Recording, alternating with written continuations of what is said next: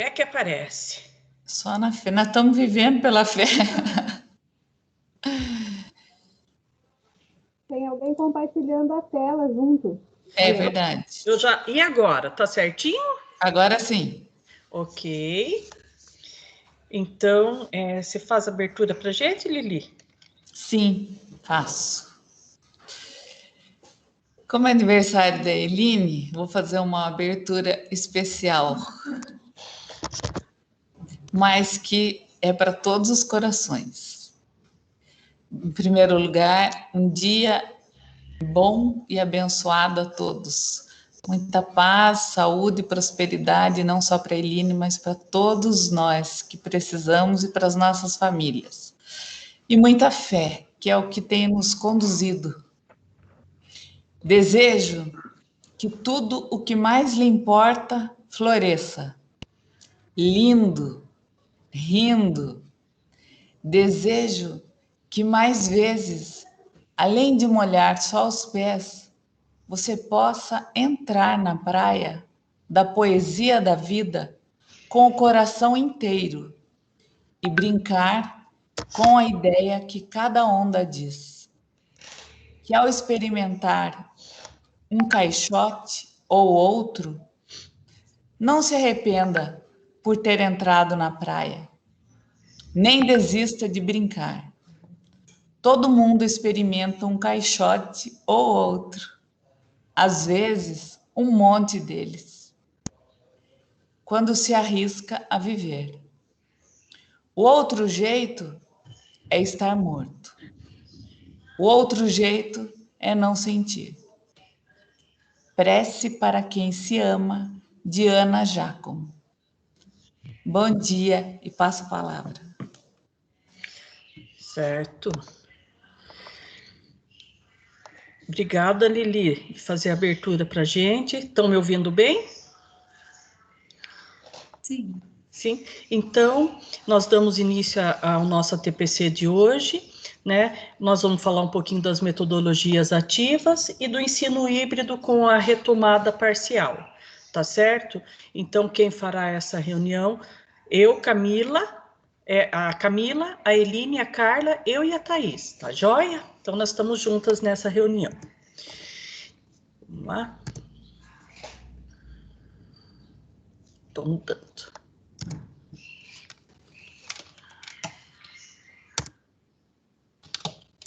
Não está querendo ir? Foi muito. Bom, novamente os recados, né? Microfone desligado, o chat para perguntas e comentários. A reunião está sendo gravada, inclusive é repassada, deixada no chat para alguma dúvida. Sempre que quiser interagir, levante a mão, queremos ouvi-lo. Podem levantar a mão o tempo que vocês quiserem. A lista de presença será elaborada através da coleta de participante durante a TPC e dos dados constantes no formulário de avaliação, que deve ser realizado no final da TPC. Pessoal, só vou pedir licença um minutinho para vocês. Lucas, desliga o seu som, por favor. Fui pedir para o Lucas abaixar o som, porque ele está tendo aula lá também, e daí a gente se atrapalha. Então, vamos lá. O objetivo é hoje fazer a interação com vocês e elencar algumas coisas referente ao revezamento dos alunos, tá bom? Mostrar caminhos possíveis para que os professores atuem conforme as necessidades e falar um pouquinho das metodologias ativas de aprendizagem, tá certo? Desenvolvimento. Aí está o desenvolvimento, né? Abertura, acolhimento, né? Nós vamos falar de um vídeo, vamos fazer apresentações do guia de ensino híbrido e vamos dar algumas sugestões para o planejamento. Também falaremos da metodologia ativa e, por último, a avaliação, que é a lista de presença. Bom, eu vou passar para vocês um vídeo e eu gostaria que vocês prestassem muita atenção nesse vídeo, tá certo? Para que a gente pudesse conversar um pouquinho sobre ele, tá certo? Vamos lá?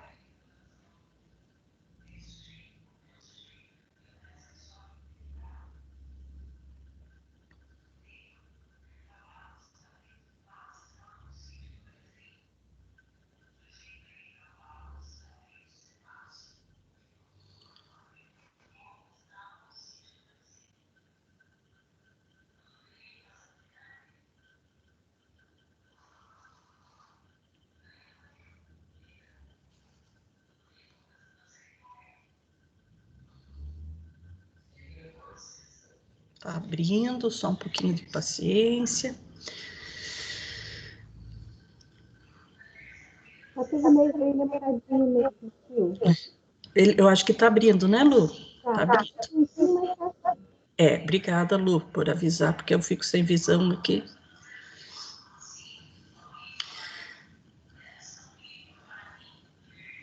Tá rodando bem devagarinho. Mas chega lá, né? Devagar, né? Olha. Vamos lá? Aí. Ok, obrigada, Lu.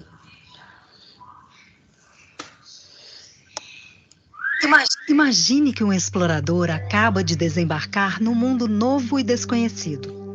Ele é guiado por bússolas. A cada passo, caminhos e possibilidades se revelam. Agora, pense que esse lugar já tem nome: escola. As bússolas são os professores e o explorador, o aluno. Um papel do educador é ensinar a sonhar com universos a serem conhecidos. Para isso, utiliza mapas. Como um cartógrafo, ele define as escalas, propõe caminhos, estrutura experiências a serem vivenciadas pelos estudantes. O percurso escolar é uma aventura em direção a muitos tesouros, alguns indicados pelo professor, outros definidos nas interações com os alunos. Esses destinos são as intencionalidades pedagógicas. Se temos clareza de onde queremos chegar, podemos definir bem o percurso. Ao planejar, o professor constrói rotas que poderão levar ao desenvolvimento integral de seus alunos, considerando os direitos de aprendizagem, o contexto, os interesses, as necessidades e tudo mais. Os alunos vivenciam suas rotas e o professor faz paradas no itinerário para avaliar a aprendizagem, intensificar ou corrigir caminhos, replanejar ações. Para isso, busca entender as perspectivas dos alunos e transformar seus erros em oportunidades para aprender. Os viajantes trazem na bagagem uma multiplicidade de realidades, repertórios, ideias e interesses.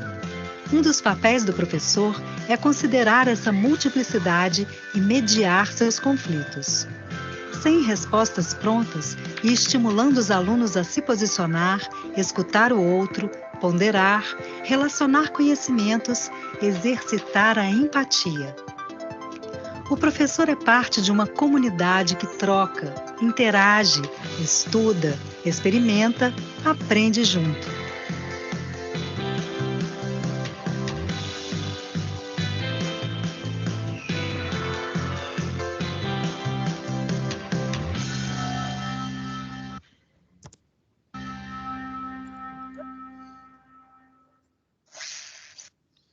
Certo, então, gente, então vamos para adiante.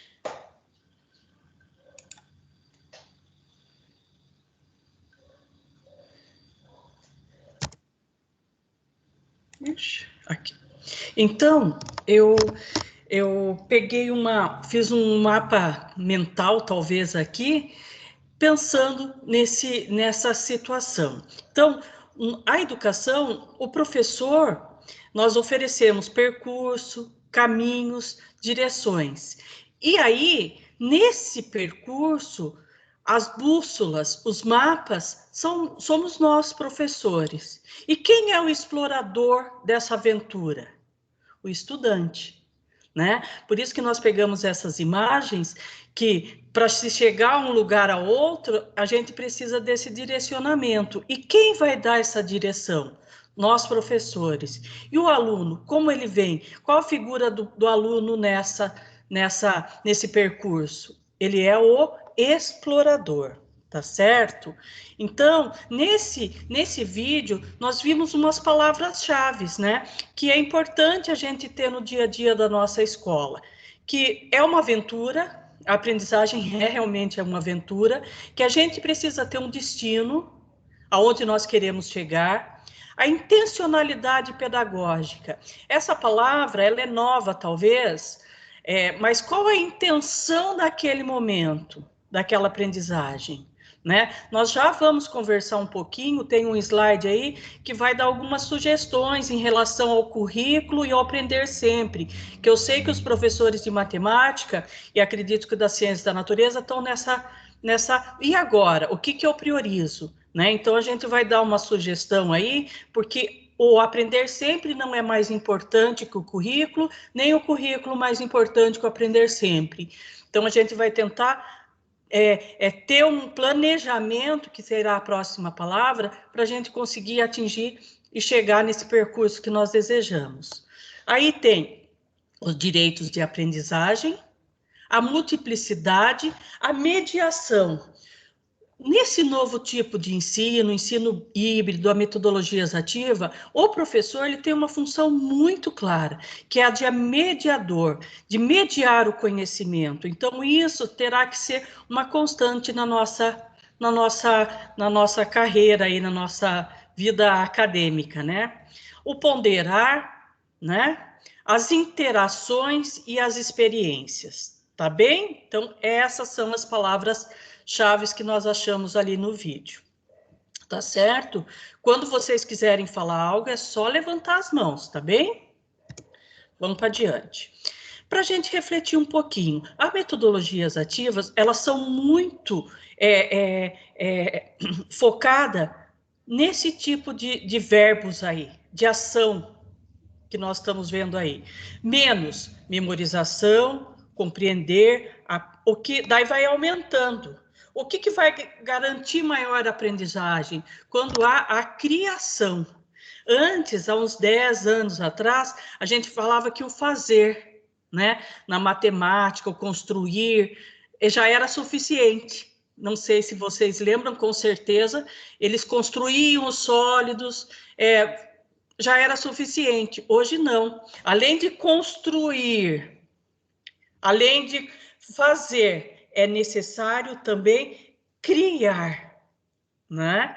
Então, é esse processo de criação que é um dos grandes dificultadores, principalmente nós que somos uma geração algumas vezes diferente. Então, a gente precisa se adequar a tudo isso, porque nós fomos educados, nós aprendemos memorizando, né? Nós compreendíamos, aplicávamos, né? Nós fazíamos isso muito bem.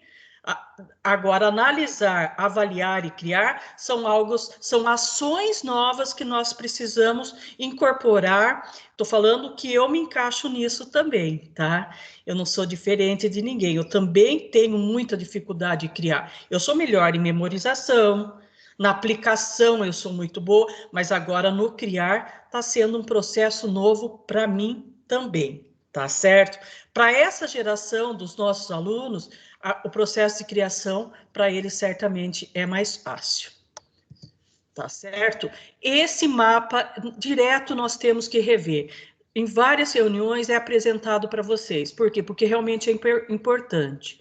Nós aprendíamos lendo, escrevendo, observando e escutando. A gente não tinha muito espaço para discussão dentro da escola, né? Mas hoje, discutindo com outras pessoas, 70%, o praticando 80%, e quando eu ensino o outro, eu tenho 95% de chance de aprender determinada conteúdo, habilidade, competência, tá? Então, vale a pena. Por isso que a intenção com o itinerário formativo e dos pequenos grupos que eles têm falado muito, é que haja essa interação que um ensine o outro, tá certo? Então, quando eles falam muito desses pequenos grupos, eles estão dando estão valorizando essa forma de aprender, que é ensinando outra pessoa. Eu lembro que antigamente até o professor Roque de matemática, alguns de vocês devem lembrar, ele sempre trabalhou com monitoria. A Luciana Lino a Luciana Cidra, eu lembro que também fazia esse trabalho, mais professores, mas esses que me vêm à mente, de monitoria, né? E aí, realmente, né? Só que a gente só tem que tomar cuidado, porque a monitoria, só um talvez seja o monitor, não seja legal, tá? Mas são coisas desse tipo. Eu lembro que isso já, há uns 15, 20 anos atrás, já se tinha essa pegada da monitoria, tá bem? E outros professores fazem isso também. Vamos lá. Quais são as metodologias ativas mais discutidas nos dias atuais? O ensino híbrido, que nós temos vivido e sentido na pele. Hoje antes a gente falava de ensino híbrido, a gente tinha muita dificuldade do significado. Hoje a gente não tem dúvida mais do significado e tem sentido na pele o que é o ensino híbrido, né? A gamificação, a sala invertida e a promoção de seminários e discussões. Isso é muito forte. Em quais disciplinas? Nas ciências humanas, na linguagem e também nas ciências da natureza com mais ênfase. Na matemática, a gente trabalha muito a história da matemática, mas é algo que a gente tem melhorado e avançado bastante. Mas eu posso dizer que dessas metodologias ativas, se vocês discordarem, vocês podem falar, o ensino híbrido e a promoção de seminário ainda é o mais forte nas nossas escolas, tá bem? E aí, a gente precisa intensificar as demais também, tá? E aí, a gente vem com sugestões para vocês, tá bom? Quais os benefícios desse modelo? A autonomia, a confiança, a resolução de problemas, nós teremos profissionais mais qualificados, né? A criatividade. Hoje, o João Vitor andou fazendo umas entrevistas, né? Hoje, a forma de entrevistar um funcionário é totalmente diferente, né? Antes era quem tinha mais conhecimento, hoje não. Hoje tem um monte de outras coisas que eles também tem avaliado numa entrevista, né? Então, é algo que a gente tem que, sabe, fazer com os alunos, simular uma entrevista, né? Olha que legal se houvesse isso na escola, né? Em projeto de vida, de repente. Vamos fazer uma simulação de entrevistas, seria bem interessante. E aí, vocês certamente vão ouvir falar com mais clareza, com mais definição, sobre esse novo material que chegou para a gente. É um guia do ensino híbrido. Ele foi remetido a todos os diretores, alguns de vocês já devem ter tido contato, mas a gente vai explanar um pouquinho sobre ele. Quais são as diretrizes, tá bom? E agora, antes de começar nessas diretrizes, eu preciso que vocês, de matemática e, de repente, aí o do Ciência da Natureza, que também recebeu o material Aprender Sempre, se posicione em relação a isso. Muitas escolas têm perguntado, para mim, para a Carla, para as demais PCNPs, como que nós faremos aí para distribuir o Aprender Sempre e o currículo em ação? Então, nós sugerimos dessa forma, é uma sugestão, porque hoje acabou esse negócio de que eu falei, eu mandei e as coisas acontecem. Então, aí é uma sugestão de uma forma que pode ser trabalhado no ensino híbrido e remoto ou presencial, conforme for a opção da escola, opção não, conforme for o direcionamento da escola. Então, o que nós sugerimos? São 5 aulas de matemática, tudo bem? 2 aulas com Aprender Sempre, com consonância com o Centro de Mídias, tudo bem? E 3 aulas com o currículo em ação, o São Paulo Faz Escola. Como que nós vamos fazer isso? Através de atividade, resolvendo com os alunos, marcando horário no presencial. Por que nós percebemos essa necessidade? Porque a AP, principalmente, não só por causa da AP, mas porque o aluno tem direito a conhecer os conteúdos do currículo. Então, o que eu sugiro? Que a gente faça desse formato, por quê? Porque vem as avaliações externas, vem o Enem, vem outro tipo de prova, e o aluno não teve conhecimento daquele conteúdo que ficou ali no currículo. Então, a nossa sugestão, tanto a minha quanto a da Carla, nós conversamos em consonância, é que vocês podem usar esse tipo de ação, 2 aulas do Aprender Sempre, junto com o CMSP, e as demais aulas do currículo ou São Paulo Faz Escola, levando em consideração o quê? As diversidades de salas e alunos. Alguém gostaria de se posicionar, pessoal? Carla Diniz, a Carlinha, a Rosa, tem o pessoal, a Sheilinha, cadê o pessoal? Tem alguém que, as meninas de Ribeirão, Elisan, alguém gostaria? Carla, Silvia, Sheila aqui. Oi, Então, Sheilinha. a gente, pelo menos lá no Otávio, a gente está fazendo assim, na segunda e na quarta, que são os dias que tem as aulas do CMSP, a gente está trabalhando com Aprender Sempre. Daí, nos outros dias, a gente está trabalhando com o currículo em ação. Daí. Perfeito, Sheila. Importante sua fala, Sheila. Ok, pessoal? Muito importante a fala da Sheila. Porque, porque eu falar como PCNP é uma coisa, né? A gente sugeriu uma coisa, mas quando isso daí é possível, obrigada, Sheila. Daí é outro valor que tem, tá? Tudo bem. Alguém mais gostaria, pessoal? Demétrios aqui, Silvia. Ok, Demétrios. Lá no Antônio Defune, a gente decidiu, né, com a volta das aulas presenciais, que as aulas que acontecem com o professor são aulas de aprofundamento das aulas do CMSP, e daí a gente faz esse gancho com o currículo em ação, São Paulo faz escola. Então, o professor, ele acessa lá o centro de mídias, né, que lá já é disponibilizado as habilidades essenciais antes, o professor já prepara uma aula em cima da aula do centro de mídias, e ele aprofunda esse conteúdo e soluciona dúvidas. E daí ele aproveita para entrar um pouco mais no currículo em ação, utilizando as habilidades já do plano, né, que eles utilizam, São Paulo faz escolas, e também articular com habilidades socioemocionais. Foi assim que a gente achou o jeito melhor de estar trabalhando e sincronizando tudo isso. Certo, Demétrios, também uma fala importante aí para os demais. Obrigada, Demétrios, é isso mesmo. Obrigadão. Mais alguém gostaria? Nenhuma dúvida enquanto a isso? Então, não? Ontem à noite eu estava conversando com a respeito disso, né? É assim, ó. É Elisan, perdão. Desculpa, a Elisan é lá do Torvo dos Almeidas. Isso. E aí, assim, ó, eu ontem à noite, né, pensando a respeito e tudo, eu cheguei à conclusão real, para o segundo ano eu consigo fazer com que o São Paulo faz escola, né, trabalhar com eles com tranquilidade, né, mesclando. Agora, o terceiro ano fica mais complicado, porque eu tenho 2 aulas com eles na segunda e 2 na quinta. E eu acredito que isso possa realizar alguma confusão, assim. Mas eu vou estar estudando alguma forma de trabalhar com ele, os dois. Só ainda não cheguei a nenhuma conclusão.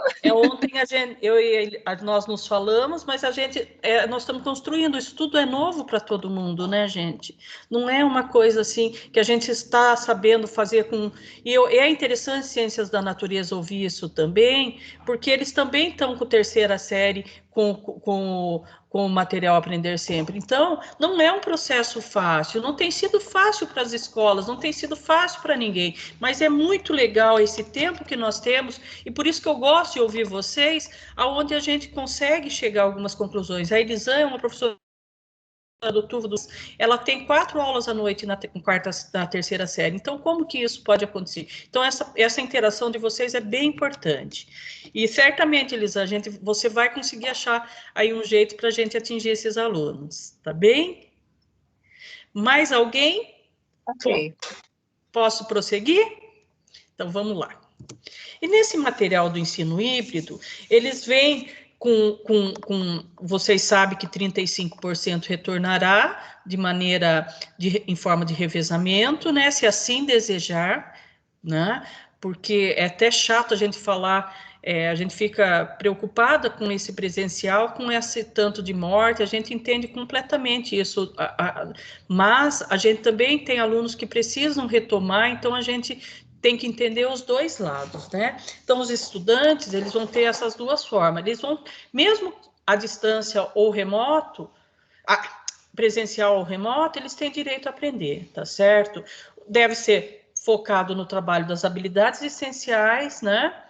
Eu vejo em matemática, a nossa sorte em matemática, as habilidades são poucas, né? São poucas, mas também com um valor, porque a gente olha uma habilidade e fala, é só isso. São 4, tem hora, mas o que está dentro dessas 4 é que são o grande dificultador, né? E os professores devem realizar o seu planejamento das atividades, tá bem? Vamos lá. A interação é essencial, né? Seja ela remoto, o importante é ter essa interação, né? Eu vejo aqui que o Lucas também está estudando. Hoje a professora ligou para ele, então o bichão ficou esperto, né? Falou, puxa vida. Então é legal quando, de vez em quando, é pego de surpresa, né? E essa interação tem que acontecer de qualquer forma, né?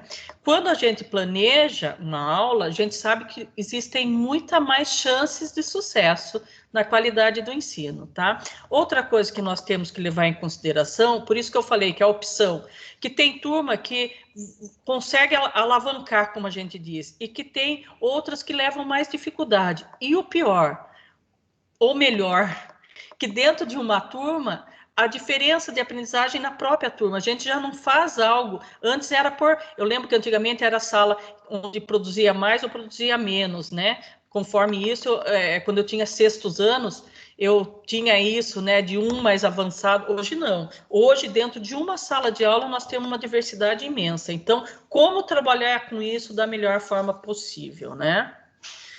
E tem sido um grande desafio. Né? E o que eles vêm trabalhando muito no CMSP, vocês vão ouvir muito falar isso, sobre trios. Né? Eles sugerem que o trabalho seja de interação com trios. Então, esses trios, eles podem manter contatos por telefone, por WhatsApp, e fazer eles mesmos as trocas. Cada um dos membros pertence a grupos diferentes do revezamento das presenciais, tá? Esse trio não se encontrará presencialmente, mas poderá usar ferramentas como o CMSP ou o WhatsApp para se comunicar e trabalhar em equipe. Nessa organização, atividades são desenvolvidas e entregues ao professor pelo trio. Por exemplo, juntou Pedro, Antônio e Carlos. Os três juntos realizam a atividade e entregam ao professor. Além disso, o trio inclui sempre um aluno que irá presencialmente à escola a cada dia da semana, que tem o papel de levar dúvida dos colegas aos professores. Vai ser fácil esse trabalho, gente? Não. Isso daqui é uma sugestão de trabalho em pequenos grupos. Ah, você está falando que nós temos... Não, eu estou falando que isso está no guia do ensino híbrido e que eles vêm com essa opção, tá bem? Eu acho que em sala de aula, esses pequenos grupos seriam muito perfeitos, muito legal. Porém, quem sabe no à distância, no remoto, a gente também consiga fazer esse trabalho aí, quem sabe até dê sucesso e a gente seja surpreendido por isso, tá bom? Essa organização garante o engajamento, contribui, né? Garantir, a gente não pode usar essa palavra. O engajamento e potencializa a comunicação com os professores, porque ao invés de se comunicar com com três, você acaba passando informação para um, né? O trabalho em grupo também desenvolve as competências socioemocionais, empatia, responsabilidade e vem de encontro às metodologias ativas, tá bem? A composição do grupo, essa palavrinha aí, depende da intencionalidade do professor. Podem ser grupos heterogêneos, né, diferentes etapas de processo, mas também pode ser os homogêneos, que é aqueles que têm, por exemplo, um grupo de aprofundamento, junta 3 bons e faz esse grupo. Né? Se for assim, se você achar que isso funciona, né? De repente eu tenho um grupo aí de 3 alunos que eu posso juntá-los e eles avançarem no currículo, né? Que não fica segurando. Então é algo que a gente tem que começar a amadurecer. Ah, isso aí é de... Não, é algo que a gente consegue amadurecer com o tempo. Vocês estão entendendo, pessoal? Independente da composição do grupo, é necessário que todos colaborem com o colega do grupo, promovendo a troca de recursos e apoio mútuo para o desenvolvimento das habilidades, tá certo? Então, aqui tem uma sugestão. Organização dos trios de estudantes. A quantidade de estudantes no grupo, trio, no caso, é sugerida considerando o revezamento conforme a orientação atual do atendimento presencial até 35%. Tá? É importante que a escola, caso utilize essa estratégia de organização dos estudantes para o desenvolvimento das atividades, promova as adaptações conforme o seu contexto. Isso para nós também não é novidade. As suas formas de atendimento e a organização de revezamento. É importante estabelecer combinados com os estudantes e deixar claro que nas atividades em grupo, todos os membros são responsáveis pelos demais. Porque sempre existe isso, né? Um fica fazendo para os demais, né? Ainda que existam questões individuais a serem atendidas. Recomenda-se ainda evidenciar as razões que embasam a decisão do professor em propor atividades em grupos. Eu vou usar grupo de monitoramento, que é um que tem um conhecimento um pouco acima, que monitora os demais. Ou eu vou usar agrupamento produtivo, onde também um tipo de produtivo, onde os três têm um nível parecido. Vocês estão entendendo o que eu estou falando, né, gente? Tá. Assim como os possíveis ganhos de trabalho conjunto, tanto em termos de aprendizado cognitivo quanto socioemocional. Por que 3, 5, 7? Por quê? Quando há empate de informação, por exemplo, uma terceira pessoa, ela vem com o desempate, tá? Por isso que grupos, a gente sempre usa números ímpares, para que quando haja confronto, vem alguém e desempata aquela dúvida que surja, tá bem? Bom, agora eu vou apresentar para vocês, isso irá estar aqui embaixo para vocês um link de um exemplo parcialmente preenchido por um professor, tá? Isso daqui não é nós do núcleo pedagógico que criamos. Quem criou foi tá lá nesse material que eu apresentei para vocês, Guia Ensino Híbrido. Então, aqui tem um professor de Química. O nome dele isso daqui é uma parte do que ele trabalhará com os alunos, tá? Então, o professor José da Silva, as habilidades, o material, o que ele fez? Ele tem 3 grupos de aluno, 35%, né? E o grupo A, ele vai fazer o presencial com o professor, tudo bem? Então, aí ele vai trabalhar esses conteúdos no presencial. O grupo B já é remoto. E o que ele faz no remoto? Ele trabalha no CMSP, tá? E aí, o professor determina um horário onde eles vão estudar junto, eles vão tirar dúvidas ou no próprio CMSP, né? E aí, tudo remoto, né? E o grupo C, que ele também dividiu, orienta, é o mesmo jeito hipotética, tá? É uma data hipotética. Então, essa é a forma que esse professor arranjou com os 3 grupos da participação do estudante, tá certo? Vou para adiante. Aqui é o desenvolvimento de outra prática, aí ele está usando o material Aprender Sempre de Química. Então, aí, o grupo A é presencial com o professor, o grupo B, remota, o estudante desenvolve as atividades individuais ou com colegas do seu grupo, e o grupo C, também, remota, desenvolve as atividades individuais ou com os colegas do seu grupo de trabalho. Então, esse é um modelo de como vai ser realizado esse trabalho.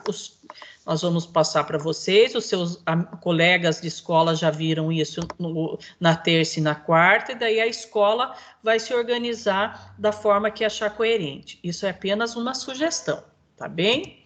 Aqui as observações, ele vem explicando certinho, é apenas um modelo, tá? Porque isso daí foi encaminhado por eles lá, tá certo? Isso daí irá para vocês nessa apresentação que vai ficar no chat e depois nós compartilhamos nos grupos com vocês, tá? Então, como que vai ficar a grade horária? As unidades poderão reorganizar a sua grade para melhor atender ao planejamento da oferta de aulas e atividades em modalidades presencial e remoto, sempre respeitando a carga horária e jornada do professor, tá? Isso daí, cada escola vai ter essa autonomia, esse cuidado de garantir que alguns momentos talvez seja no presencial e alguns momentos no remoto, tá? Certamente os diretores de vocês vão se organizar em relação a isso, tá bem? Bom, O tempo que vocês já sabem disso, né? Vocês vão se organizar em algumas remotas e algumas em casa ou na própria escola. Haja uma coerência e coesão progressiva para que esses alunos consigam ampliar o seu conhecimento, tá certo? Por isso, isso daqui é o mais importante, talvez. Devemos aproveitar os momentos presenciais, a hora que o aluno estiver na escola. O que você deve fazer? Aprofundar o desenvolvimento das habilidades trabalhadas. É o que o Demetrios falou muito bem, que a hora que ele tem o contato, e aí, o que você tem visto lá no CMSP, como tem sido desenvolvido isso? Né? Orientar estudantes sobre o que deverá ser desenvolvido no próximo período. Então, você vai ficar remoto essa semana. O que nós precisamos fazer nessa semana que você não estará na escola? Priorizar o trabalho de apresentação. Aí que entra o currículo, gente. Priorizar o trabalho de apresentação de novos conceitos e conteúdos. O aluno, ele tem direito de saber que existe a trigonometria, a função trigonométrica. Ele vai dominar completamente, mas é muito estranho, é muito chato quando um aluno não tem contato com aquele conteúdo. Vocês estão entendendo o que eu estou falando, gente? Então, o aluno precisa ser apresentado, né? É função nossa apresentar. Então não é para ensinar, é para apresentar? Não, você apresenta e aprofunda conforme a necessidade. O que o aluno não pode é nunca ter visto. É terrível, e eu já passei por isso, porque eu estava em sala de aula, quando vem a AP e fala, isso aqui a senhora não ensinou. Falei, realmente, eu não ensinei porque não deu tempo. Eu ficava um pimentão, quase morria de vergonha dos alunos. Isso aqui a senhora não ensinou. Estava errado? Não, ele estava certo, eu não ensinei mesmo. Então, nem apresentei. Então, fica aquela situação, certo? Então, fazer tudo para todos é difícil. E eu sei, gente, o núcleo pedagógico super entende a situação do professor, a gente fica até constrangido, tem hora. Há um constrangimento de tantas coisas que vocês têm passado. Então, a gente tenta fazer esse momento de ATPC o melhor, o mais interessante para vocês, para não ficar em ritmo de cobrança, mas sugerindo algumas coisas para que a gente consiga desenvolver, tá certo? E outra coisa que a gente pode fazer quando os alunos estiverem com a gente, a correção e retomada das atividades mais complexas com aquele aluno que tem condição de aprofundar, tá certo? Bom, agora eu terminei o guia de aprendizagem, o guia do ensino híbrido, era o assunto mais pesado, agora nós vamos para um assunto mais gostoso, tá? Eu vou falar esse slide da metodologias ativas e vou passar para a Thaís. Eu gostaria só de saber do ensino híbrido, do guia, vocês ficaram com dúvida, vocês podem perguntar, falar alguma coisa, o que vocês sentiram, tá tudo bem? Tá tudo bem, Silvia. Eu acho que, assim, só entrando um pouquinho num outro assunto, aí desviando um pouquinho, eu participei da reunião do novo ensino médio, e eu acho que quando a gente tiver um aprofundamento maior sobre o novo ensino médio, é que eu pude estudar antes, né, verificar que o aluno ele acaba entendendo um pouco melhor o porquê aprender alguns conceitos de matemática para sua vida, nos itinerários formativos. Então, eu acho que vai ser bem mais interessante, acho que até para o professor entender como trabalhar o conteúdo para que o aluno possa entender que aquilo vai participar da sua formação em algum curso técnico ou profissão. Mas foi ótimo. Obrigado, Silvia, pela explicação. Legal. Certo. O Demetrio sempre contribuindo aí. E quanto a realmente, o novo ensino médio vai ser um divisor de água na vida dos nossos estudantes, né? E lembrando sempre que a base comum será garantida, né? Então, os alunos terão garantia aí da base comum, né? Mas alguém gostaria de se posicionar, gente? Esse tema que eu trabalhei é um tema um pouco pesado, talvez, né? Porque são ações que nós teremos que ter ao longo desse ensino híbrido, mas que a gente vai ter que amadurecer. Mas alguém gostaria? Silvia, eu. Oi, Carlinha. O Demetrios falou aí, eu participei com eles de um ATPC e a gente conversou muito sobre isso, né? O Demetrios pode dizer. ele estava falando sobre as habilidades e juntando as habilidades socioemocionais. Então, juntando com a sua fala do início, né, que antes a gente aprendia memorizando, estudando, na verdade, o nosso socioemocional na nossa época, né, não tinha nada de trabalhado, porque a gente recebia uma pressão. Você decora a tabuada do 4 amanhã, e amanhã, se você não tiver decorado, vai ter ponto negativo, né? Então, a gente amanhecia estudando porque tinha medo daquilo, né? Então, o socioemocional da gente era abalado até em relação a matemática. Quanta coisa a gente aprendeu, vou falar por mim, quanta coisa eu fui aprender depois para ensinar. Porque eu sabia de uma regra que eu tinha aprendido, o porquê eu não sabia. Só quando a gente vai ensinar que a gente começa a entender o porquê de tudo aquilo. E na nossa vida, tudo tem que ter um sentido, né? A gente só faz alguma coisa se tiver um sentido para nós. Então, aí já engloba tudo, as habilidades, o socioemocional, a partir do momento que você pega do aluno, né, do estudante, aquilo que ele já traz de conhecimento, e ainda coloca na vida dele uma finalidade, o porquê que ele vai aprender aquilo, as coisas vão caminhar, eu creio. Tenho fé para isso. Fazendo um gancho no que a Carla falou, eu realizei semana passada uma capacitação com os meus professores lá da minha escola, fazendo uma formação para eles de habilidades socioemocionais e como conciliar o currículo com o São Paulo Faz Escola, com Aprender Sempre, com o Currículo em Ação. Eu acabei fazendo uma capacitação, ficou bem legal. Se caso vocês queiram conhecer, participar, me disponibilizo a vocês, tá? Que ficou bem legal, ficou bem interessante, tá? E fazendo outro gancho também na fala da Carla, eu achei bem interessante porque muitas vezes eu, quando estava lá começando a dar aula, nas primeiras aulas, eu fui aprender melhor o conteúdo depois que eu estava explicando, vamos supor, pela quinta vez, pela minha quinta primeira série, que cai aquele feeling e fala, entendi por que isso funciona. De tanto a gente repetir, né? Isso acaba acontecendo. E hoje em dia a gente observa como o socioemocional é importante para uma aprendizagem, você estar bem, né? Então eu concordo plenamente com o que a Carla falou.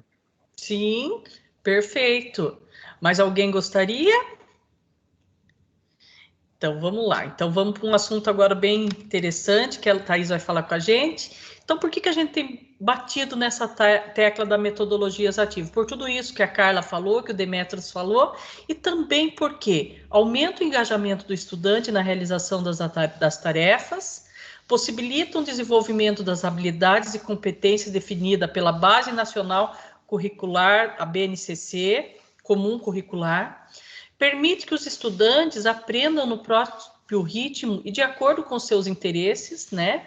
Os novos itinerários formativos, eliminam a necessidade de elaborar videoaulas longas e maçantes, que podem sobrecarregar tanto professores quanto alunos. Tá certo, pessoal? Então, agora eu passo a palavra para minha amiga Thaís, que falará um pouquinho com vocês sobre gamificação, tá bom? Obrigada, gente. Bom dia a todos.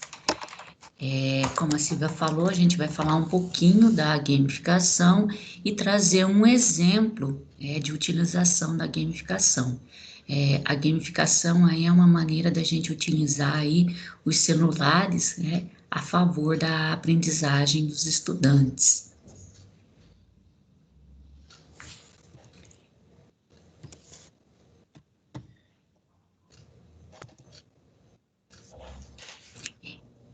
Então, aí, como foi falado, né, trazer o celular como um aliado, né, e não um inimigo nosso, que a gente sabe que, né, na nossa retomada aí, né, nas aulas presenciais, a gente estava acostumado a guarda esse celular aí, e agora o celular vai estar presente na sala de aula, que nesse momento de pandemia é ele que foi o instrumento de aprendizagem dos alunos, né?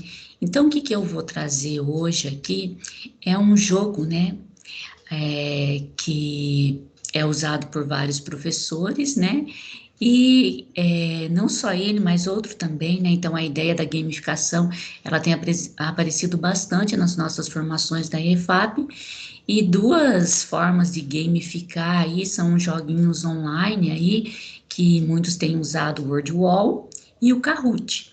Hoje a gente vai falar um pouquinho do WordWall, mostrar um pouquinho de como é que funciona a plataforma, né?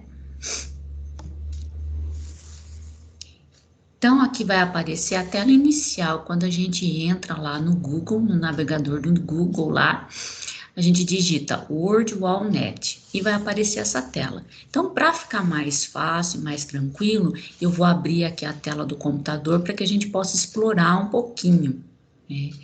Ele acaba tendo mais recursos um pouco do que o Kahoot. O Kahoot é bem legal de ser utilizado também, mas ele tem mais, assim, formas de interação, assim, dos jogos. A gente pode criar caça-palavra e uma série de atividades dá para ser montado, dependendo da forma como ele pode ser tanto gratuito quanto pago. Na forma paga, 18 reais, a gente pode até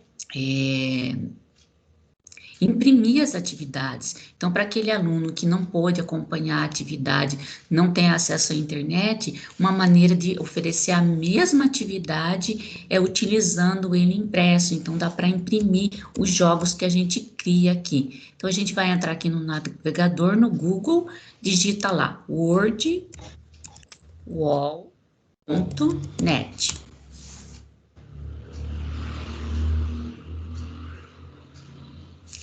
Aí aparece esse primeiro aqui, WordWall. Clica aqui.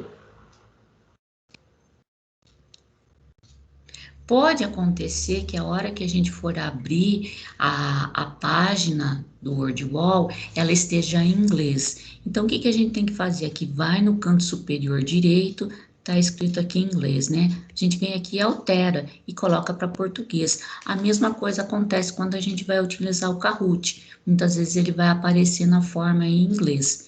Então, aqui está a página inicial do Kahoot, né? Aí, se eu já tenho se eu já estou inscrito, se eu já uso a ferramenta, eu só vou direto em iniciar sessão. Mas eu não tenho ainda, eu não usei ainda o WordWall lá na sala de aula. Então, eu venho aqui e me inscrevo na plataforma. Tá aqui, eu posso usar já uma conta que eu já tenho, né? Então, eu posso usar uma conta aí que eu já tenho do Google, ou eu posso colocar aí o meu e-mail institucional, né? Outro e-mail que eu tenha, né? Então, às vezes, seu e-mail já está salvo lá na página do computador, fica mais fácil entrar direto aqui, né? Pelo Google aqui. Então, eu vou entrar aqui na página pelo meu e-mail, já que já fica mais fácil para eu poder fazer. Então, eu vou vir aqui, iniciar sessão, que eu já estou inscrita. Já deixei salvo aqui nas configurações para ficar mais fácil de eu entrar direto. E aqui a gente tem a página. Se eu não quero criar nenhum jogo, se eu quero já algo que já está pronto e que facilite a minha vida, eu posso vir aqui em cima e em comunidade. Nessa parte aqui, comunidade, eu tenho vários jogos criados por outros professores. Então, eu vou encontrar jogos de química, de física, de biologia, de matemática. Eu vou digitar aqui, vou colocar aqui eletricidade.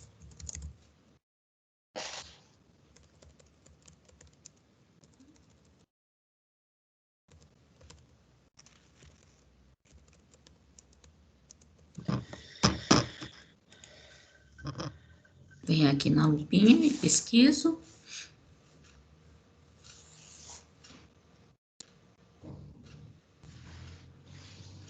Aí, aqui apareceu vários jogos. Então, eu posso pegar esse primeiro aqui, que é de um labirinto.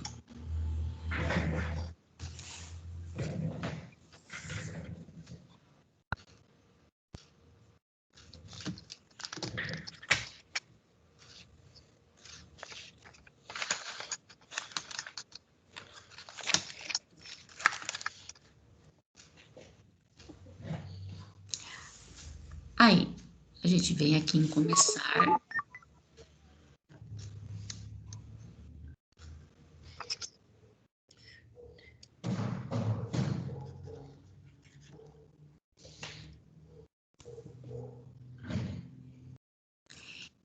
Então, aqui está a pergunta. A maior parte da eletricidade produzida em usinas é termoelétrica, hidrelétrica, eólica.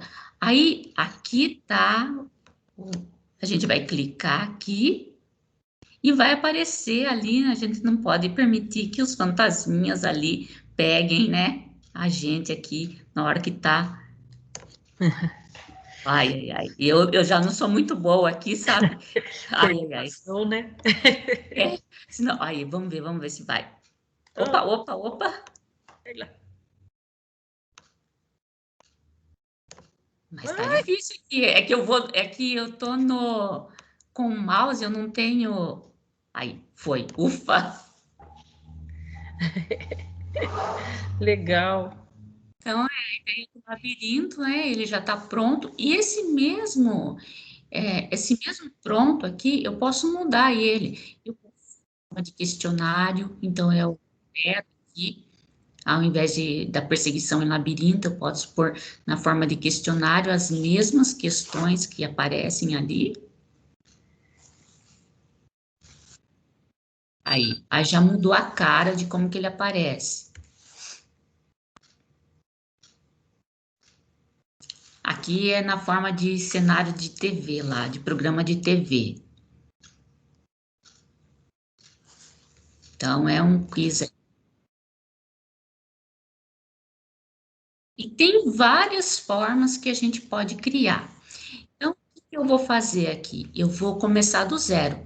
Aqui eu mostrei dentro da comunidade, a gente pode ir e buscar, né, jogos prontos com os temas que a gente tem, quer desenvolver na sala de aula, como a gente pode criar um. Então, nós vamos criar um, vamos partir do zero aqui.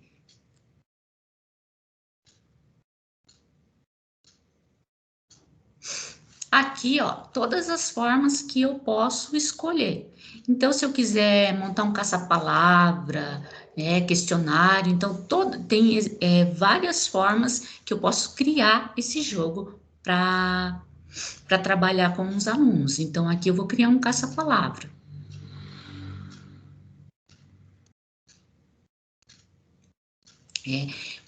Então aqui eu vou inserir nessa parte título da atividade. Então eu vou inserir aqui o título. Vamos colocar o tema lá do nosso Ciência Tube lá, grandes cientistas da história. Coloquei aqui o título. Posso fazer sem dica esse caça-palavras ou posso colocar dica. Então vou colocar dica aqui para facilitar. Então, quando eu venho aqui, ó, eu vou colocar a palavra. Vamos colocar lá, digamos, Einstein. Aqui. Daí vamos colocar aqui.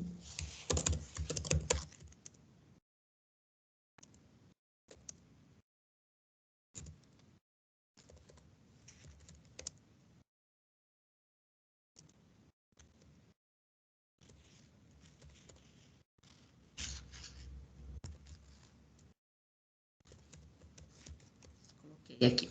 Eu posso, se eu quiser, inserir figuras, então aqui eu digito dentro da caixinha, mas aqui ao lado aparece para eu adicionar a imagem. Então, se eu quiser, eu posso colocar uma imagem aqui do lado e eu posso colocar essa imagem procurando ela, uma imagem da internet, ou então eu posso vir aqui no lado direito, está escrito carregar. Quando eu venho no carregar, eu insiro uma imagem minha do computador. Então, uma imagem que eu tenho salva já, eu posso inserir aqui, ou eu posso procurar uma imagem direto online. Então, tá aqui. Não vou fazer essa parte, criei aqui. Vou concluir já. Então, eu vou colocar só uma palavra ali no caça-palavras e concluir aqui. Tem que ter pelo menos 3. Então, eu venho aqui, adicionar. Vamos colocar lá um outro cientista.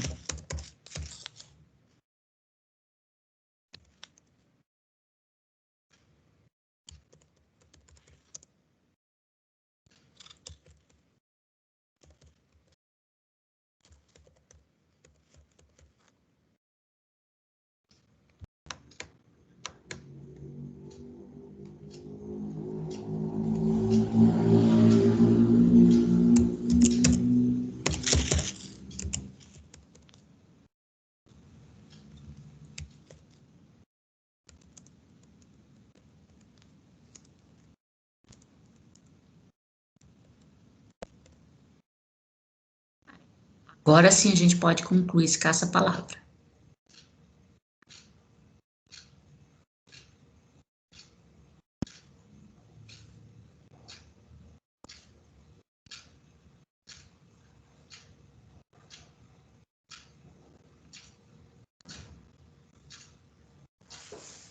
A internet demora um pouquinho.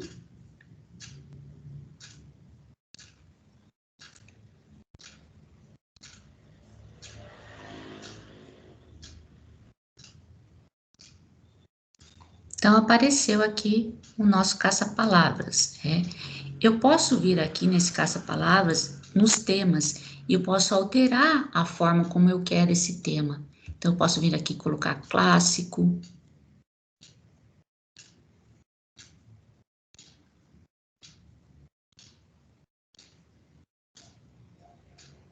Aí, então, vamos colocar aqui, abro o caça-palavras, e vou achar aqui os nomes aqui. Agora eu quero ver eu enxergar aqui os nomes do... Ah, Galileu. Tá aqui.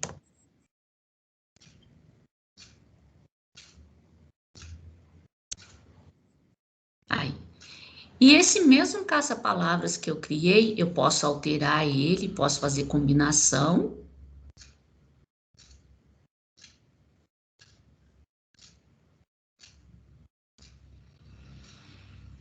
Utilizando outros modelos iterativos. Então, aqui, ó, posso só fazer assim, e ele só vai completando aqui. Então, esse mesmo jogo que eu criei, eu posso colocar outros cenários iterativos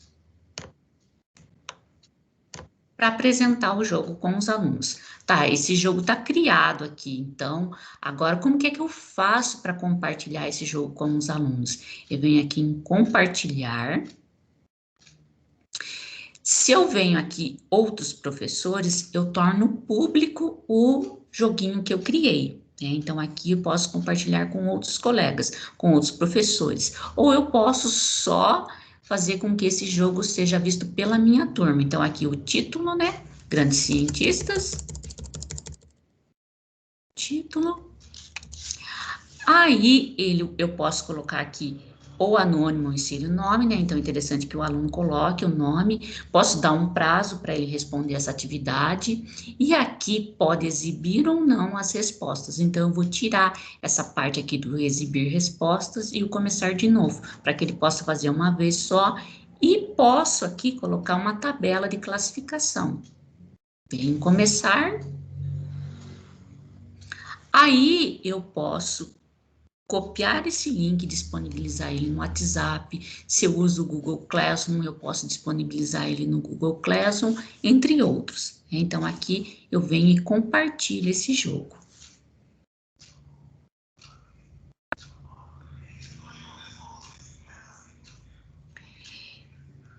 Aí, para que a gente possa interagir um pouquinho e brincar um pouquinho, aqui, ó, eu venho em minhas atividades. Eu já tenho aqui alguns jogos que já foram criados aqui, que eu fiz ontem aqui para o nossa TPC, né? Então, a gente tem aqui, ó, esse caça-palavras.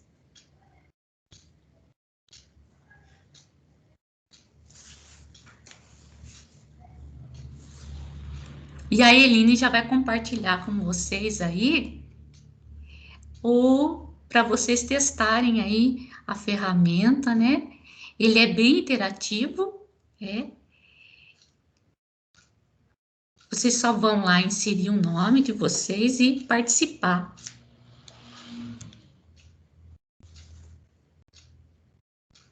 E depois que vocês participaram, digamos assim, o professor quer ver o resultado da participação dos alunos, né? Então, eu venho aqui em meus resultados. Então, aquela atividade que eu preparei, eu vou conseguir ver quantas questões os alunos acertaram e quantas elas erraram, né? Então, eu venho aqui em meus resultados.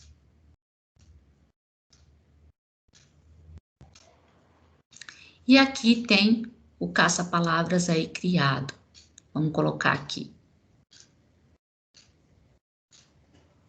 A gente fez um de teste ontem, e aqui vai aparecer, ó, aparece quem os alunos que responderam ao questionário. Então, aqui vai aparecer, ó, o nome de quem participou do questionário.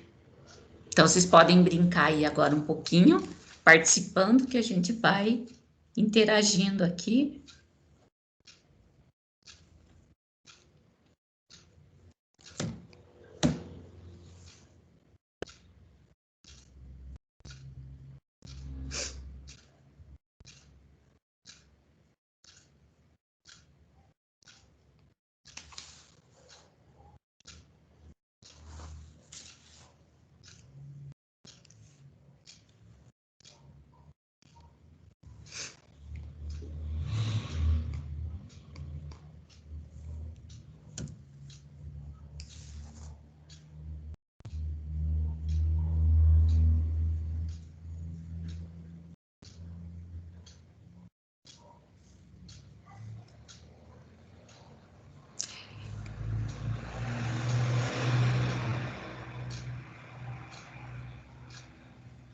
Vamos interagindo daí, pessoal, porque daí a gente pode aqui mostrar.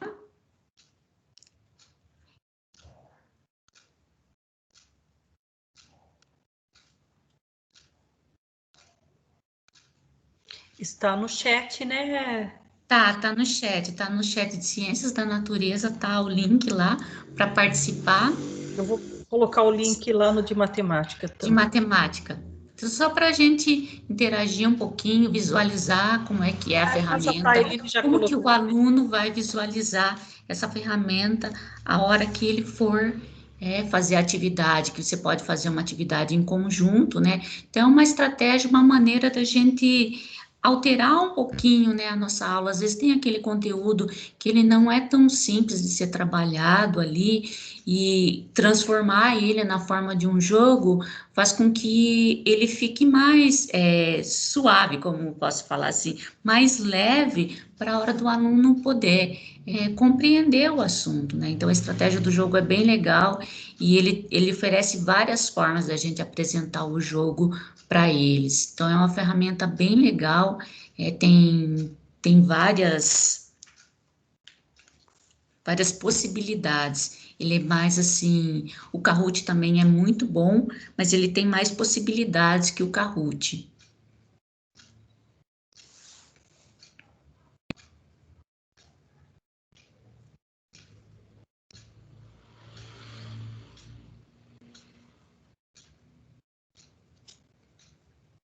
Esse mesmo jogo aqui que a gente está mostrando para vocês e que foi colocado o link no grupo, a gente pode pegar e mudar a forma interativa dele também. Tem um que parece que é um cenário de bang bang, eu não sei direito como é, que ele é bem legal também.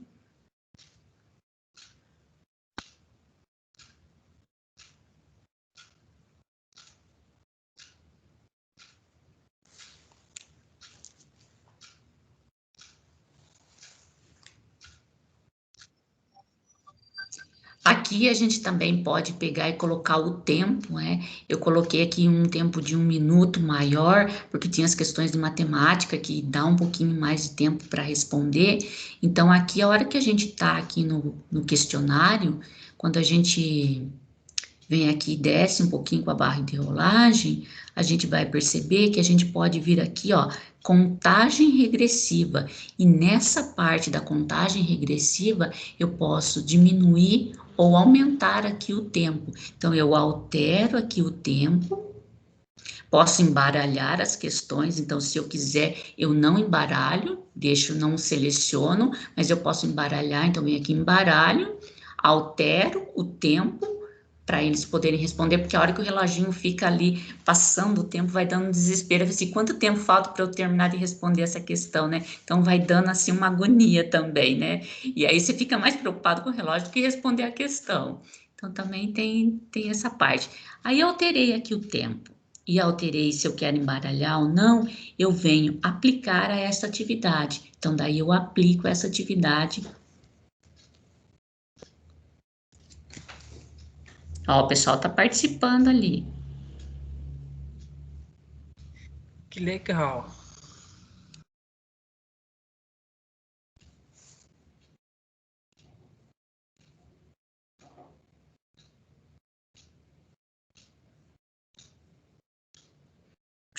Então, tá aí, seria essa parte de mostrar, caso queiram que a gente tenha, assim, um momento de explorar mais, né? O nosso tempo também é curto para falar, que a gente tem várias demandas de assunto.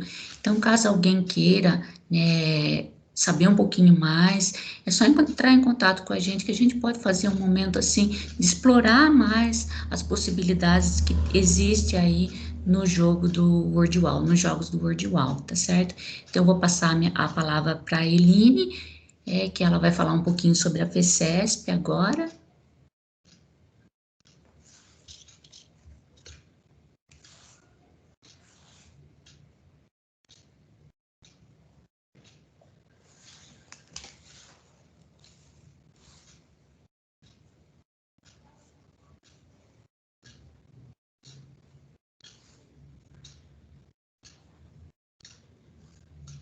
Esqueci de ligar o áudio. Vocês estão visualizando a tela?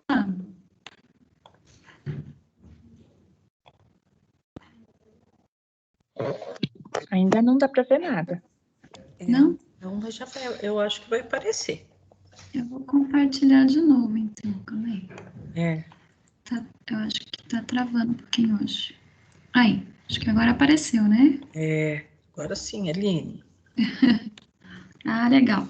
Então, para finalizar, hoje a gente trouxe alguns recadinhos, sabe? Tem bastante Olimpíadas acontecendo agora, né, nesse semestre, e a gente queria estar lembrando, né, e estar incentivando os alunos a participar dessas Olimpíadas, né, que isso daí faz, apesar de nós estarmos na pandemia, as Olimpíadas, elas estão sendo todas à distância mesmo, as provas estão sendo online, então é uma dica aí para estar incentivando eles aí, tá bom? Antes de entrar nas Olimpíadas, eu só queria lembrar que tem disponível um cronograma chamado cronograma integrado, tá? Nesse cronograma integrado, ele mostra certinho as semanas que estão sendo passadas do Centro de Mídias, as sequências do Aprender Sempre, a semana que está tendo a formação e quando que vai ser realizado a AP, tá? Então, eu vou disponibilizar para vocês certinho esse cronograma, tá? Eline, o professor Demetrios pediu, tá com a mão levantada, só para avisar você, tá bom? Oi, Demetrios, pode falar. Oi, Eline, tudo bem? Eu queria só pedir desculpa para vocês, que infelizmente vou ter que me ausentar, que eu tenho aula meio-dia agora lá no Antônio Defune, e agora eu tenho que sair para não chegar atrasado para a aula, que lá nós temos um fluxo bom de alunos. Então, eu vou estar saindo aqui, tá bom? Mas, por favor, se puder me direcionar essa parte do material para que eu possa estar sabendo o que foi, é que infelizmente eu tenho aula agora, tá bom? Desculpa estar saindo, tá, pessoal? Não, imagine, eu direciono sim. Vou compartilhar depois no grupo, tá bom? Tchau, tchau. Obrigadão, pessoal. Até mais. Então, o legal desse cronograma, pessoal, é que ele mostra, né, a data que vai acontecer, vai passar pelo Centro de Mídias, por exemplo.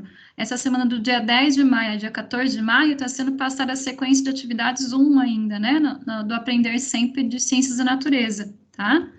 Já em matemática e língua portuguesa, essa sequência, a atividade do 10 a 14 de maio também está sendo passada a sequência de atividades 1 também pelo Centro de Mídias. E aqui ele fala quando que é a formação de LPL, quando que é a formação de matemática, né?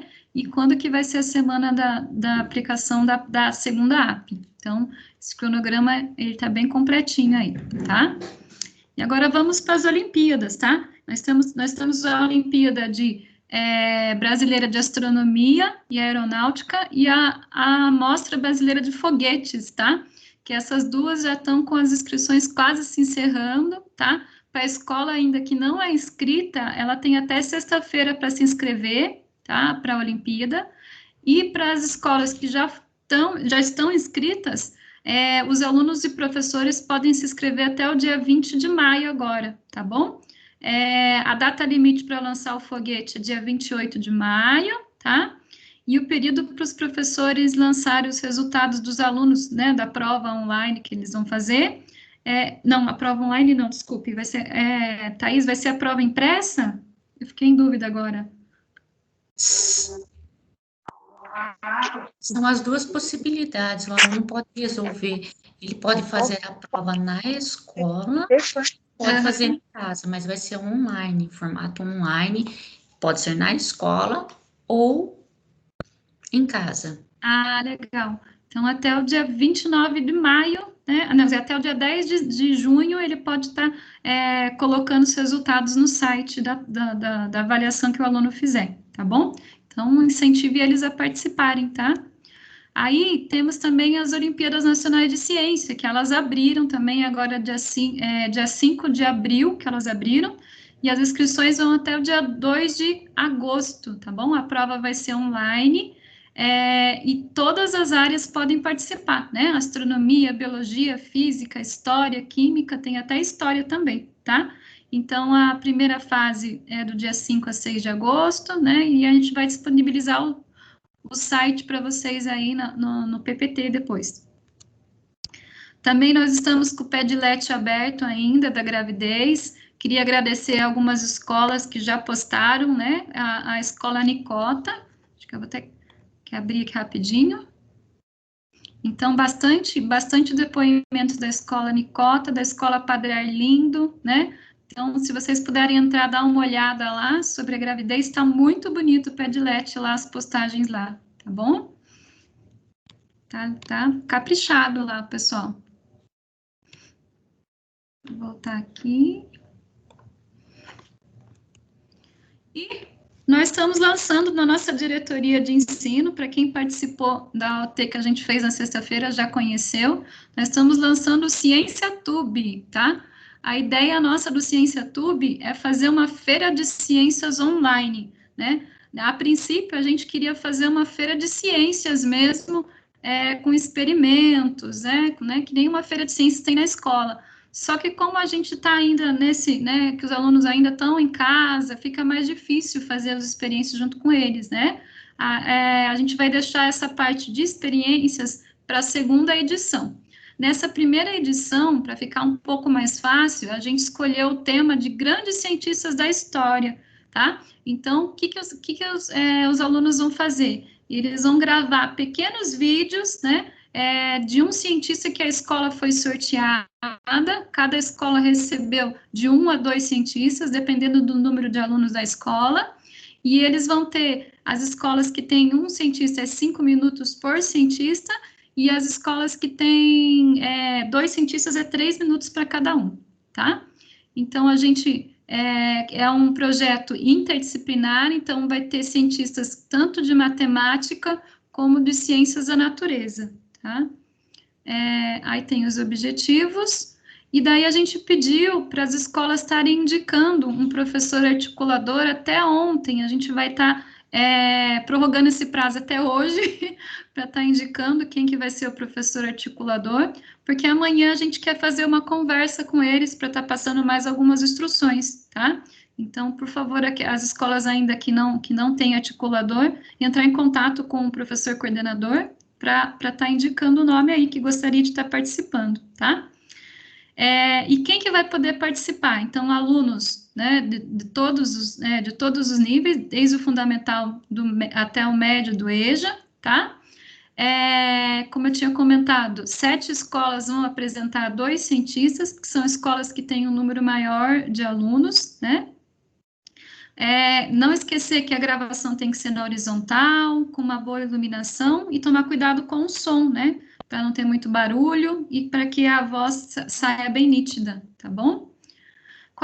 Que tipo de apresentações o aluno pode apresentar da história do cientista? Então, é legal você passar um vídeo para o aluno, ou passar uma história para o aluno, né? Contando, e ele pode apresentar do jeito que se sentir melhor. Pode ser um teatro, pode ser contando a história mesmo, narrando uma história, pode ser uma paródia de uma música, né, contando a vida do cientista, as descobertas dele, pode ser um poema, pode ser uma entrevista com alguém que conheça muito bem a vida do cientista, queira contar, né, pode ser um cordel, que é tipo uma história em quadrinhos também, né, pode ser um flipbook. Flipbook é você pegar o livro, né, e passando o cantinho do livro com imagens que vão mudando de pouquinho em pouquinho. Pode ser um flipbook também, pode ser história em quadrinhos, e pode ser até TikTok, que os alunos têm facilidade, né, os alunos têm muito mais facilidade com a gente, né, de criar vídeos, animações.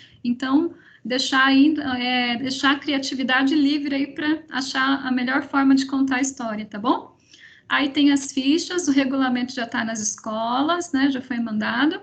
E daí aqui tá os cientistas. A gente não conseguiu escolher todos os cientistas, tá? Porque são só 28, né? Então faltou alguns, mas a gente tentou pegar de todas as áreas. E aqui tá o sorteio. A gente sorteou pelo Excel, tá? E daí todos aí receberam aí de 1 a 2 cientistas. Depois a gente vai divulgar melhor. Aí, durante a oficina lá que a gente fez na sexta-feira, a gente montou um Jamboard. O Jamboard é tipo uma lousa interativa, e daí, por causa do tempo, a gente não conseguiu apresentar 2 escolas, e daí eu vou apresentar para vocês o cartaz aqui, rapidinho, tá? Que faltou apresentar, então, foi o Oscar Curtis. O Oscar Curtis gostaria de comentar um pouquinho sobre o cientista? Que foi o cientista sorteado da escola Oscar, foi o Albert Einstein e o César Lattes. Bom dia, Eline. Bom dia. É a Luciliane, professora do Oscar Curtis, tudo bem? Bom dia a todos. Bem. Bom dia. A nossa escola, no caso do Oscar Curtis, nós ficamos com 2 físicos.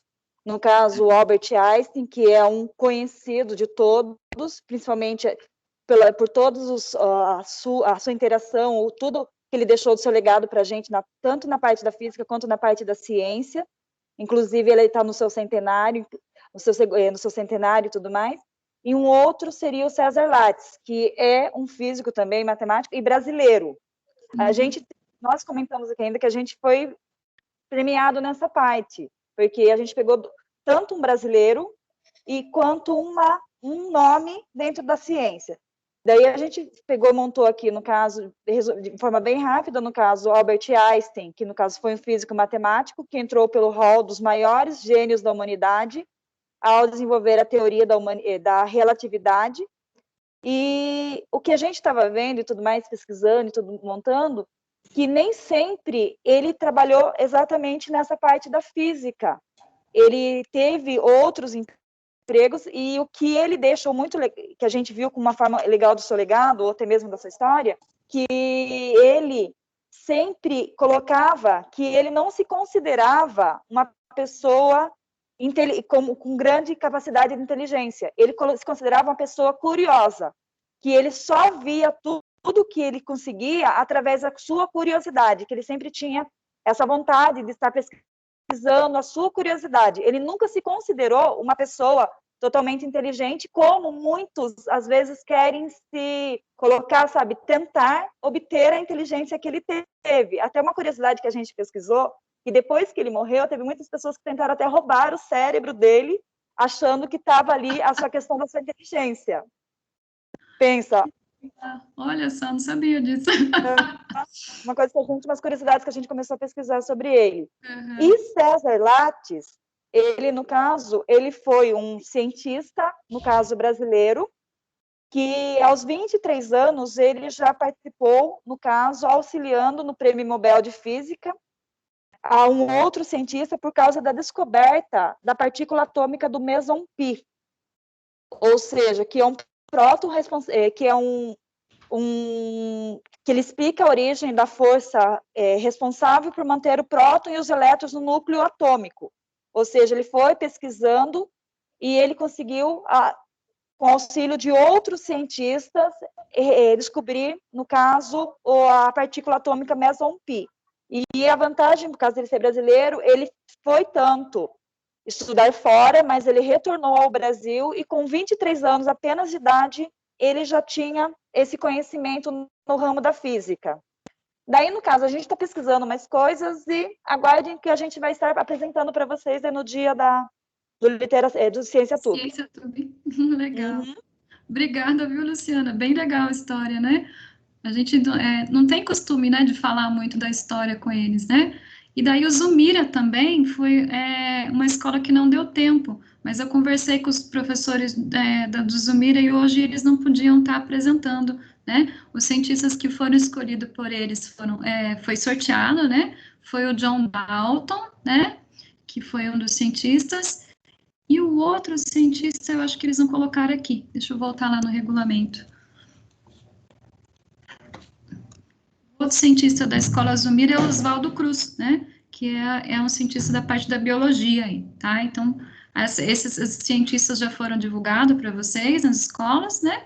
E daí vocês, né, dão uma ajudada aí, conversa com o PC, para a escola que se já tem um professor que é interlocutor, e amanhã a gente vai estar fazendo um bate-papo aí para conversar aí como que a gente pode apresentar esses vídeos, tá? Outra coisa que a gente fez também foi um Padlet de Ciências da Natureza, que tem todo esse material que a gente fez na OT, todo o regulamento do CienciaTube, está lá nesse Padlet. Depois a gente vai compartilhar essa apresentação, vocês podem abrir lá também, tá? Tem o regulamento, tem as apresentações, tanto da manhã como da tarde, estão todos lá nesse Padlet, tá?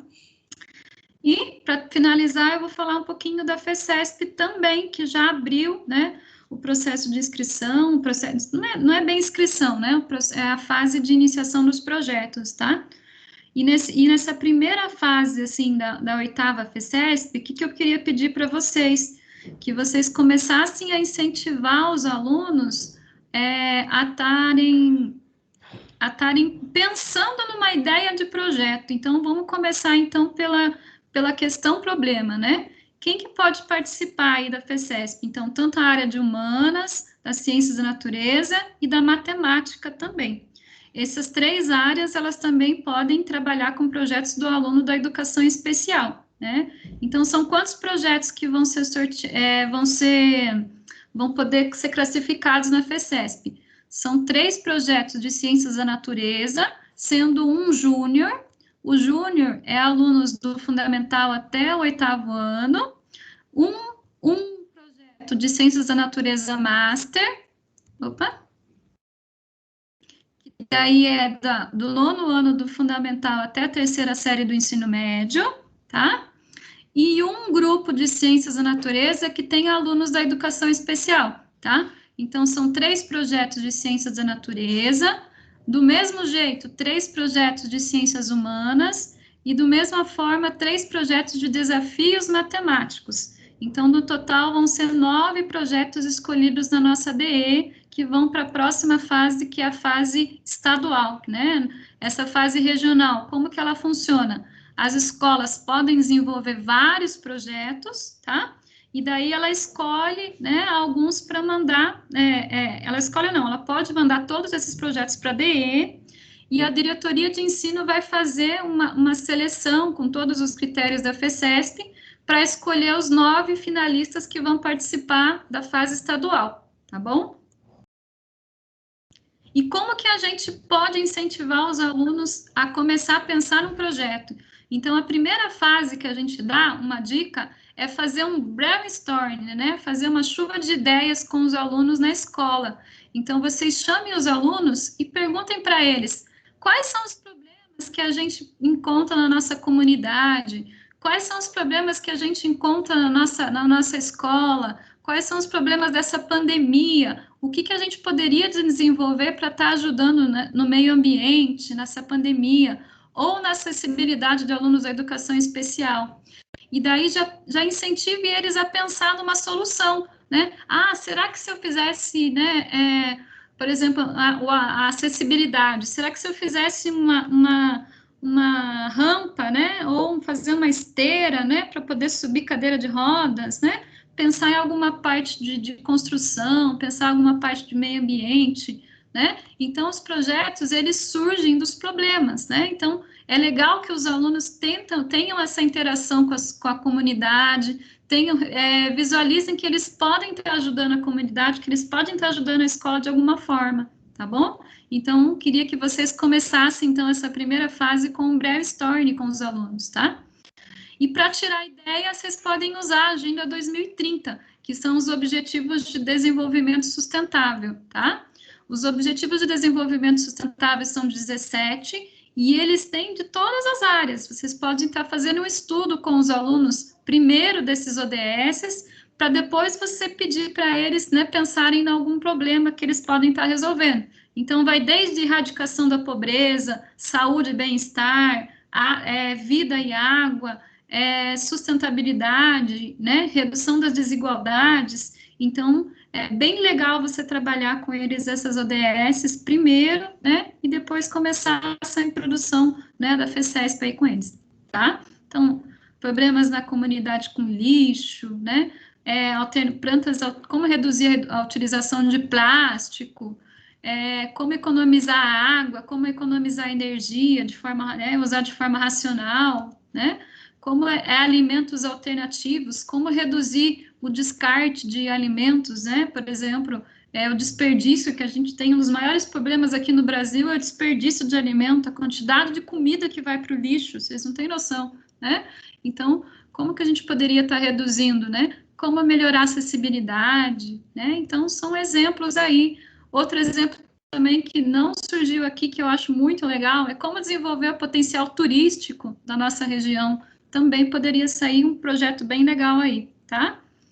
Então, eu tenho prazo, cronograma, e daí a primeira fase, ainda a gente vai estabelecer o cronograma da nossa DE, mas a primeira data aí que a gente tem é a pré-inscrição, que é definir quem que vai ser o professor responsável, os alunos que irão participar, e qual que é a questão problema, qual que é o problema que vocês vão tentar resolver. Então, esse primeiro aí vai ser do dia 11 de junho, que vai ser o prazo aí, né, vai ser o dia do Literatube. Vai ser o dia 11 de junho, vai ser o prazo aí para a gente fazer essa pré-inscrição, tá? Depois a gente vai estar mandando por e-mail, vai estar mandando ainda certinho, as datas certinho, tá? E agora, passei um pouquinho do prazo, será que a Carlinha vai querer, do prazo não do tempo, a Carlinha vai querer falar um pouquinho sobre o OBMEP, Carlinha? Não, Eline, fique tranquila, já passou do horário. É que teve algumas mudanças só, mas está muito claro. E depois eu encaminho o PPT para o pessoal, que já foi encaminhado para as escolas, e daí eu encaminho no grupo de matemática para eles verem as mudanças. Mas está tranquilo. Vai ser online as provas? Oi? A prova vai ser online também do OBMEP? Isso, vai ser online, mas pode ser presencial também. Tá no mesmo formato, eu acho, que dos outros projetos, né? Não virão as provas, né? A escola vai ter que ficar responsável. Se tiver algum aluno que seja cego e precisa da prova em braille, aí a OBMEP encaminha. Caso as provas ampliadas, não, a escola que vai ter que ampliar. Né? E o prazo também, né? Do dia 30 de junho a 3 de agosto. Então, a escola vai escolher um dia para aplicar entre essas datas, né? Pode mandar em forma de Google Forms.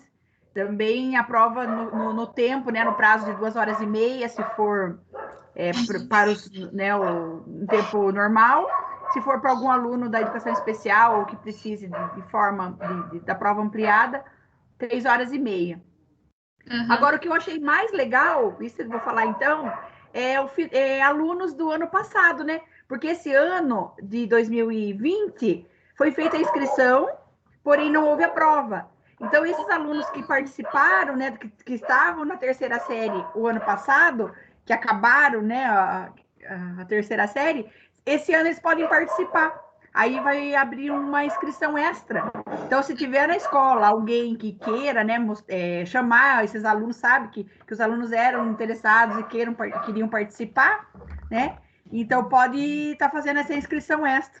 E lembrando, né, que a gente deve incentivar muito os alunos, porque uma medalha dessa pode dar até direito numa faculdade, né? Então, é legal esse incentivo para os alunos, né, para os nossos estudantes. E acho que é isso. Depois, mais detalhado, eu encaminho para eles ali. Acho que era só os recados, né? Queria pedir desculpa por ter passado um pouquinho aí. Só parar de compartilhar. Alguma dúvida daí? Alguma questão que alguém queria falar rapidinho? E não podemos esquecer da nossa foto, né, Carlinha? Boa ideia. Verdade. A nossa foto fica, né, de lembrança. Eu vou compartilhar minha tela para ver como que fica, para vocês verem a foto. Quer ver? Então, vamos lá. Quem puder, por favor, abrir a câmera, fazendo um favor, para a gente tirar uma foto bem bonita. Por favor. Aí, gente, tá aumentando. Legal. Tem uns que toda vez sai, tem uns que não ligam aí a câmera. Legal. Vamos lá, pessoal? Vamos ligar? Nem se tiver de roupão, né, Emerson? O Emerson conta os segredos da gente. E ele não tá por aí. Vamos lá, então? Tô aqui. Assim. Então tá 1, 2, bom. 3 e... Aí. Tá certo. Depois eu vou mandar para vocês os materiais. Olá? Vários formatos. Mudou o formato agora, Eline. Você viu? A Carlinha que estava falando que tem o fundo do mar também. Queria ver como que é esse fundo do mar. Aí é o fundo do mar. Vamos pôr a agenda no fundo do mar. Que legal! Carla, põe a gente no Minecraft. É legal também. Minecraft? Aí, ó. Aí do lado. Aí. Olha lá. Que é muita cara das áreas que legal, exatas. aparece bem, né? Muito bom! Legal. Valeu, gente. Obrigadão, viu, pessoal? Deus abençoe. Um ótimo restinho de semana. Deu belíssima. Oi, meu. O quê? Luciana Moura, belíssima. A Luciana, hoje é a Luciana. Hoje... É um arraso. Emerson, você alegra os nossos dias, sabia? Feira em São Paulo, chiquérrima numa loja. A Lucilene. Da Oscar Freire, né? Nós estávamos no Oscar Freire. Eu acho que a Lucilene estava falando, mas a gente não ouviu, Lucilene.